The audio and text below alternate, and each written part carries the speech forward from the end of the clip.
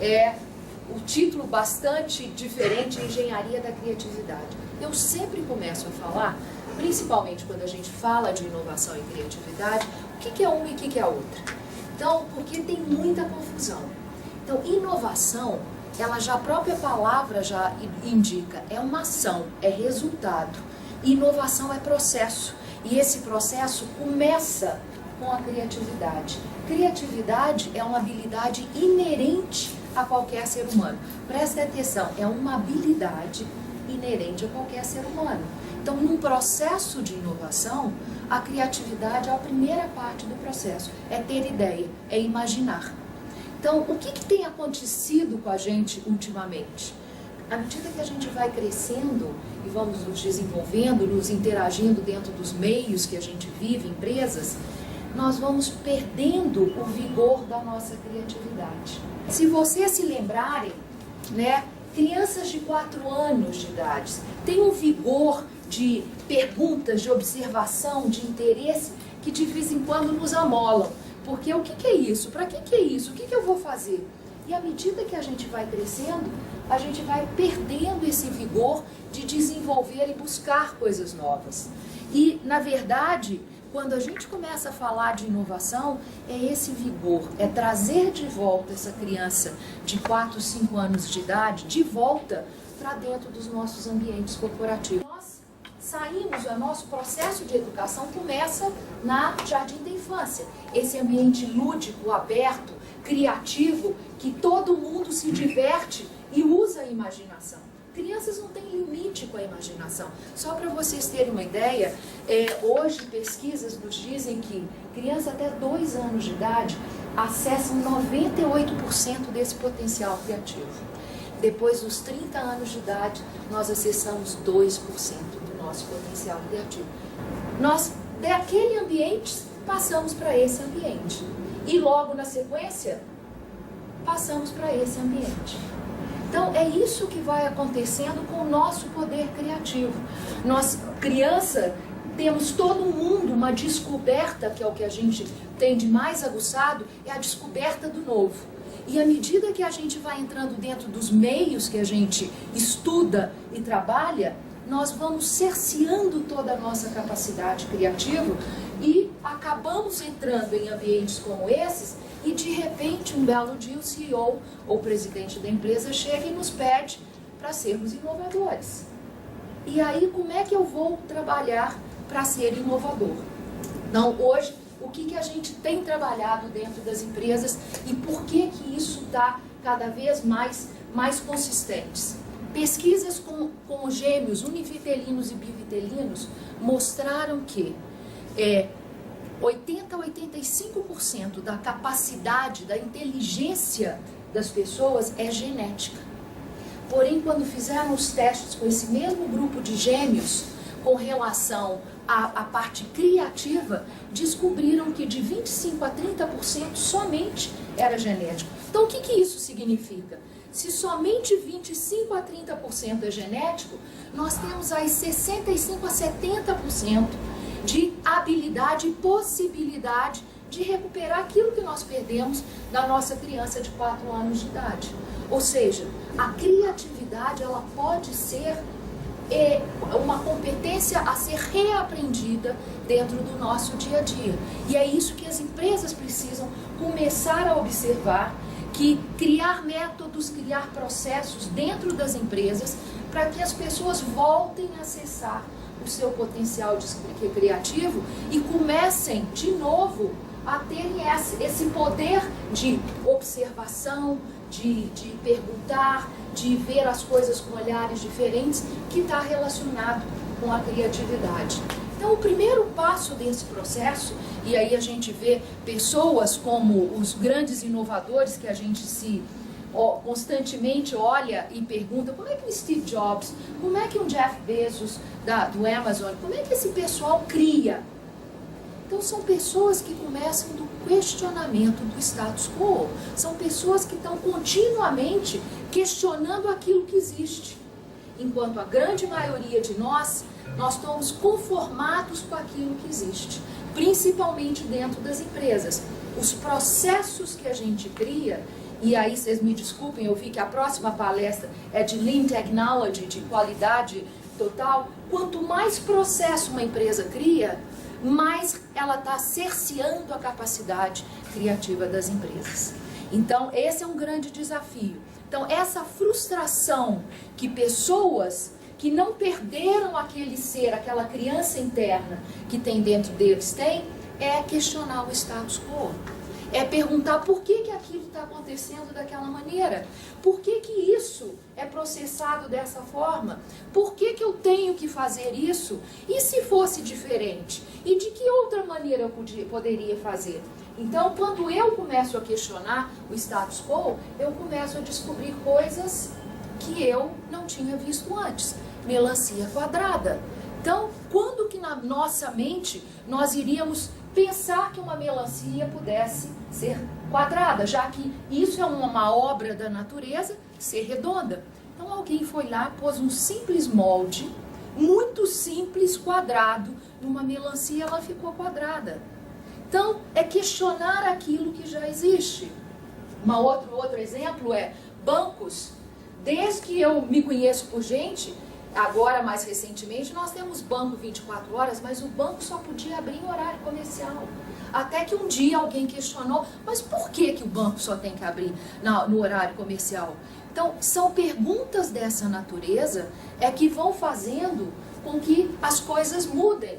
O próprio Michael Dell, que também mudou a forma como os computadores eram vendidos. Originalmente, os computadores eram só vendidos através de distribuidores.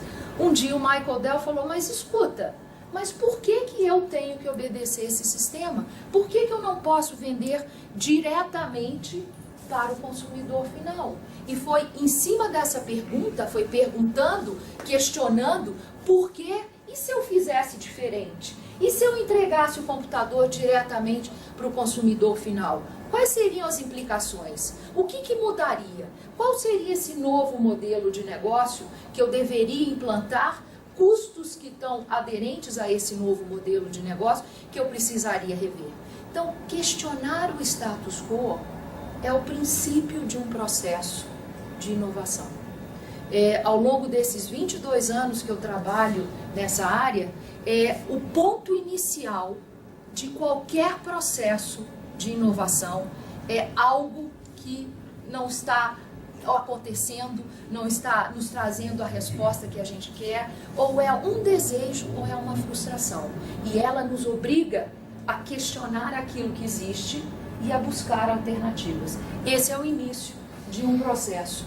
Então, toda vez que nós começamos, e aí eu vou começar a falar um pouquinho para vocês, quais são essas competências que nós descobrimos no dia a dia de pessoas que estão vivenciando mais intensamente a sua criatividade.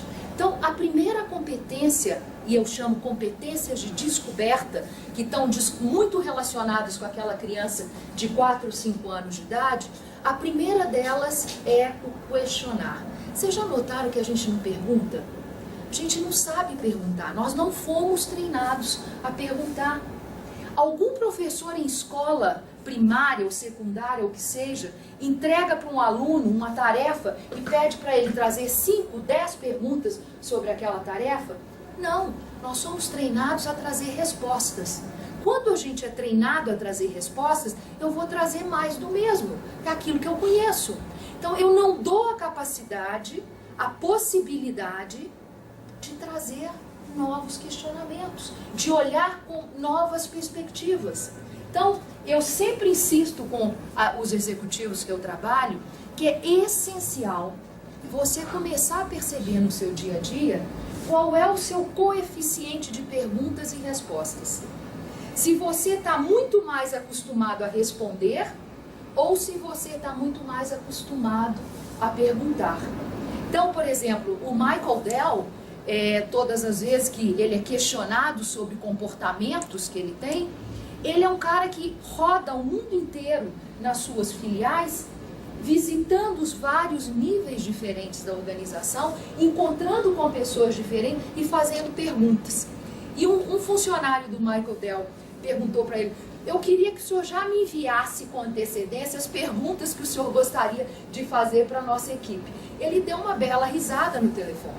Ele falou, as perguntas que eu faço são perguntas que aparecem na hora justamente para que eu possa questionar aquilo que está acontecendo. Então, eu não sei o que eu vou encontrar. Se eu não sei o que eu vou encontrar, eu quero ter perguntas diferentes para fazer. Então, esse questionamento contínuo, esse treinamento que a gente precisa fazer com a nossa mente de questionar aquilo que está acontecendo. Então, esse coeficiente de perguntas sobre respostas tem sempre que ser maior do que 1. Então, um exercício que eu sempre faço quando a gente está em processos de inovação é usar não o brainstorming, mas o question storming, ou seja, vamos, ao invés de descobrir soluções, vamos descobrir perguntas. E o mais engraçado, depois de 50 perguntas sobre um determinado tema que a gente está querendo estudar, eu sempre pego a primeira, a segunda pergunta e vou comparar com a 51ª. A abordagem inicial, ela é tão racional, tão óbvia.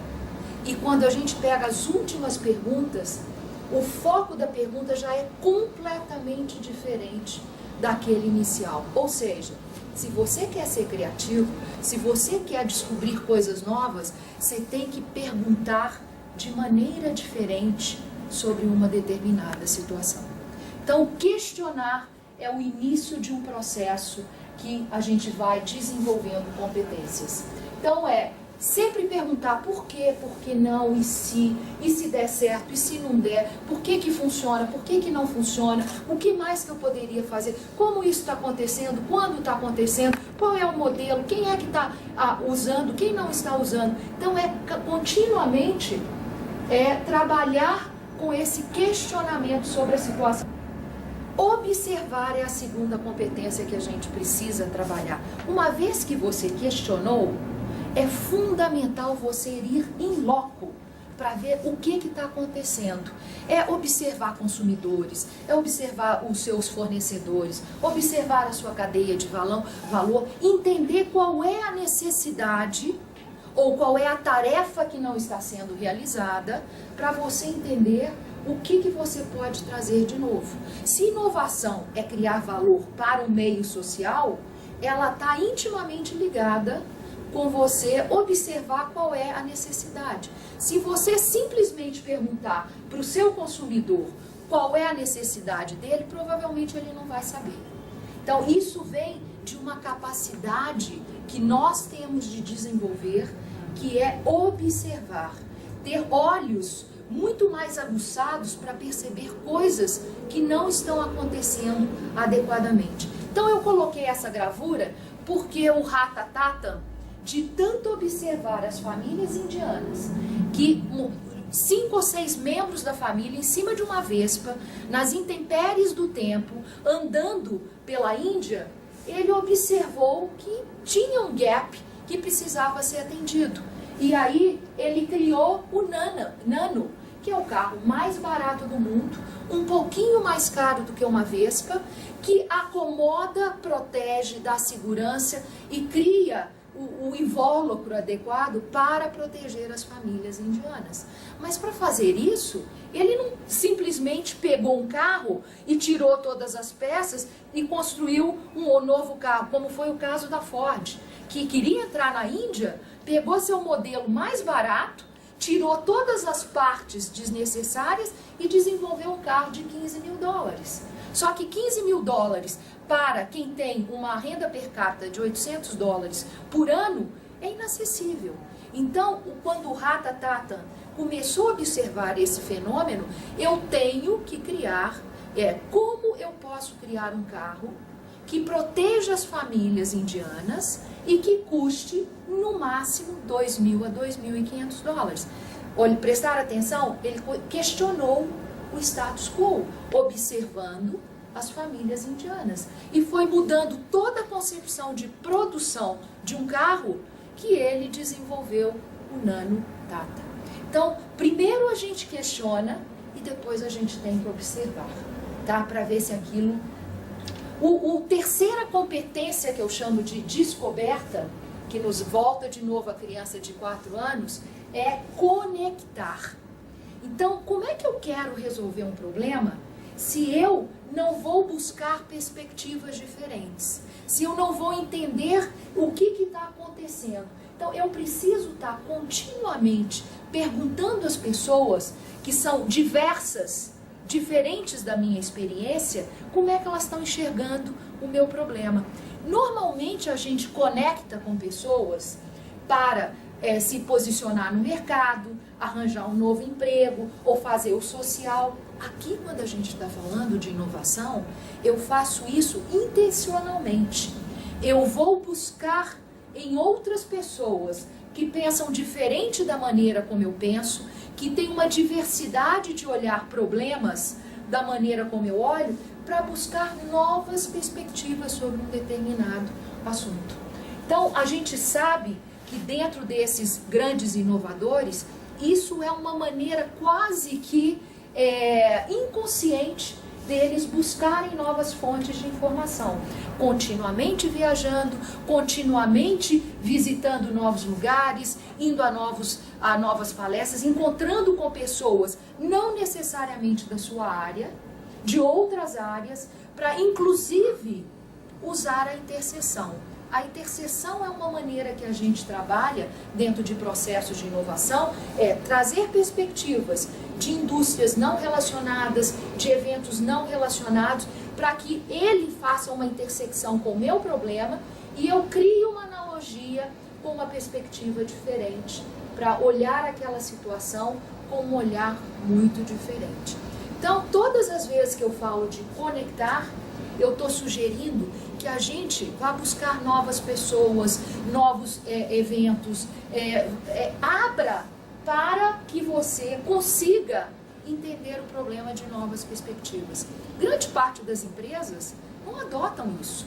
Imagina se você vai falar para um funcionário seu, olha, gaste 12 horas do seu mês para ir conectar e fazer observações fora da empresa. Jamais. As pessoas hoje estão tão assoberbadas de trabalho, tão presas no seu dia a dia, olhando tanto para dentro, que elas perdem essa capacidade de fazer essa conexão.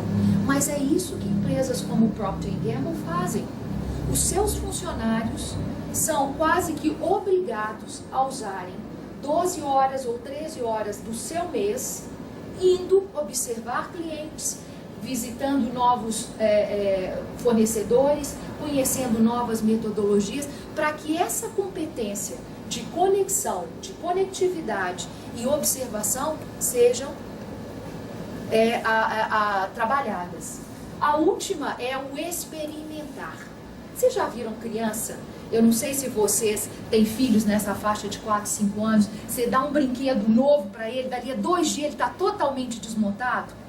Nós perdemos isso, nós não sabemos experimentar. Como é que você quer criar coisas novas se você mesmo não se dá a oportunidade de experimentar coisas novas?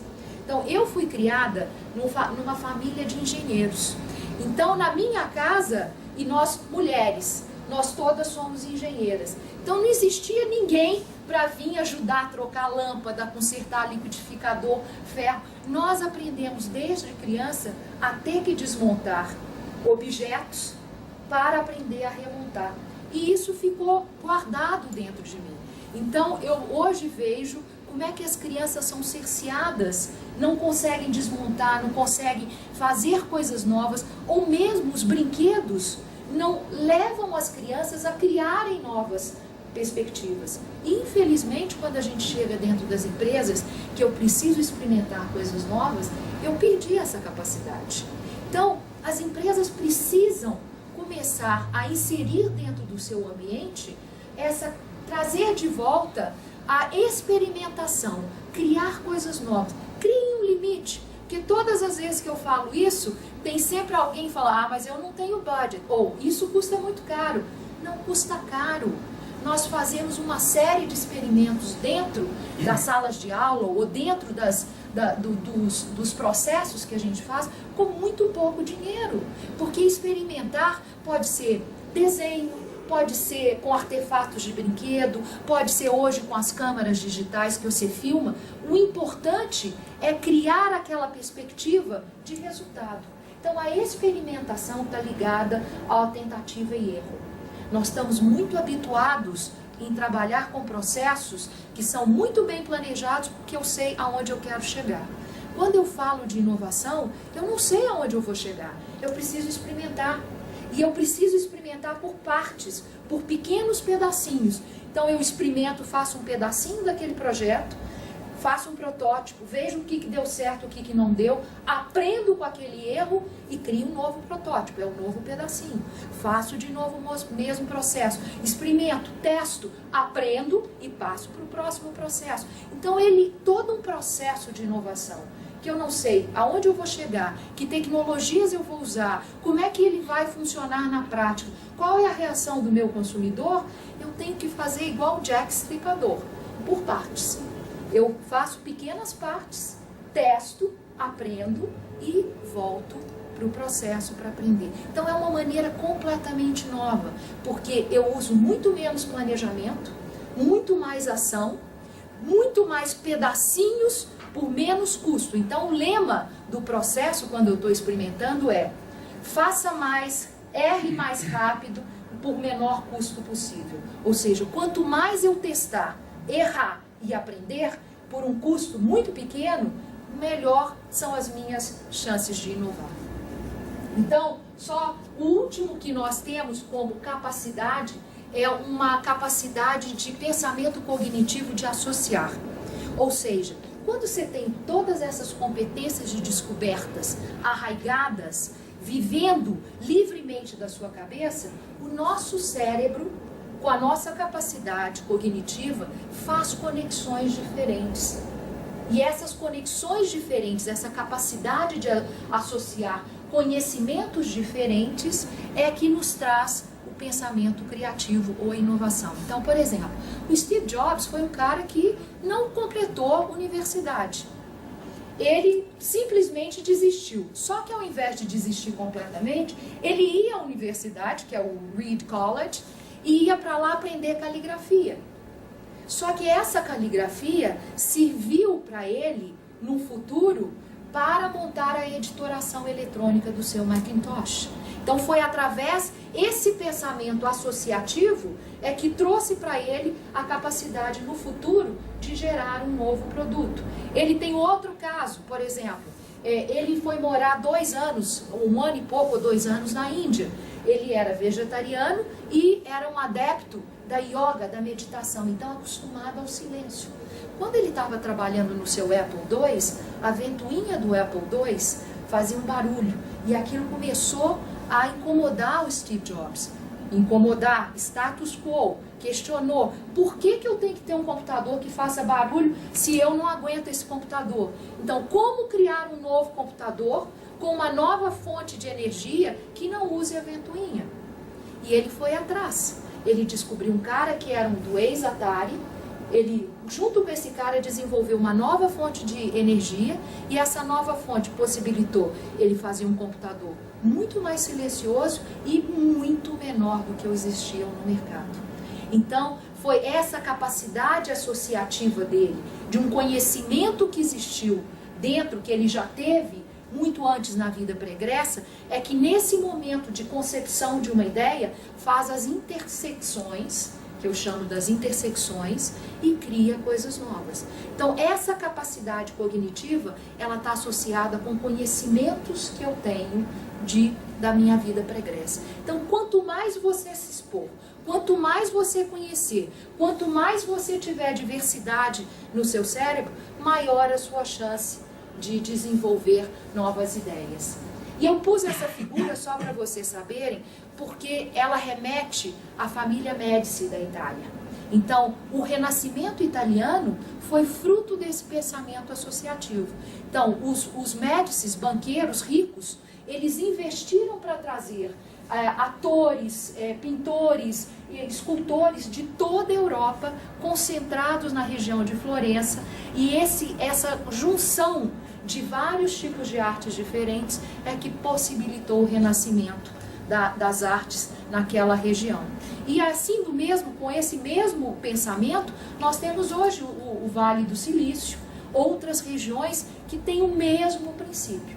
E é isso que a gente precisa fazer nas nossas empresas.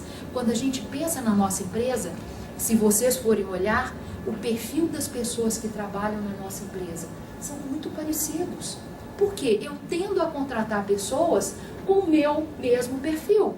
E quando eu faço isso, eu estou diminuindo essa capacidade que eu tenho de aumentar o processo de cognição associativo, de diversidade, para trazer o novo. Então, só para resumir, eu tenho 4 competências de descoberta. Perguntar, observar, conectar e experimentar, que juntas elas vão gerar a competência cognitiva de associar, e elas é que vão trazer a inovação. Só para vocês verem, hoje os ambientes que a gente tem convivido são ambientes muito mais abertos, colaborativos, muito menos restritos.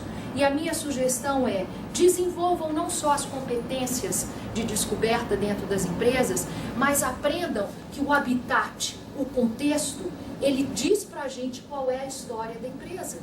Então esse contexto vai me trazer aquilo que eu preciso. Então criem contextos abertos, colaborativos, divertidos, porque isso tudo faz parte da descoberta da inovação.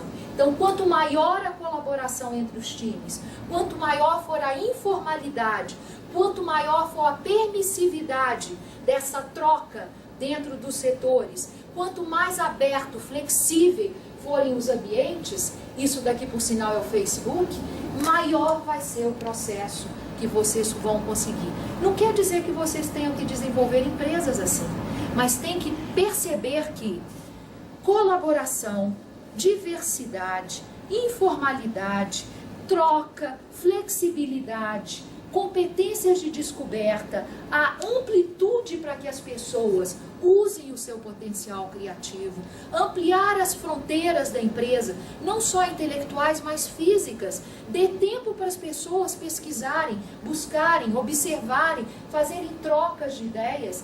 Isso é fundamental se você quer construir empresas mais criativas.